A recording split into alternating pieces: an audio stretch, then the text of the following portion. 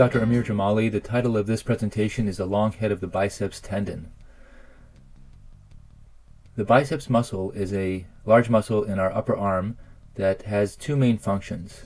The first of these is to bend the elbow up, and the second is to rotate the forearm. The muscle has two tendons at its upper end. The first of these is the short head of the biceps tendon, which comes off of the coracoid process. And the second, which is more important in shoulder pathology, is the long head of the biceps tendon.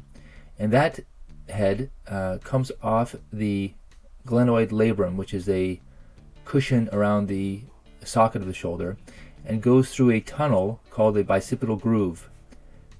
That tunnel is between the greater and the lesser tuberosities of the humerus, which are two prominences of the bone.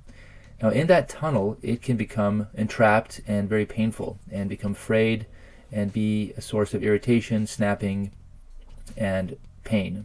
On this plastic model of the shoulder, looking from the front, we can see the path of the long head of the biceps as it passes up the bicipital groove and into the joint, ultimately attaching to the superior labrum.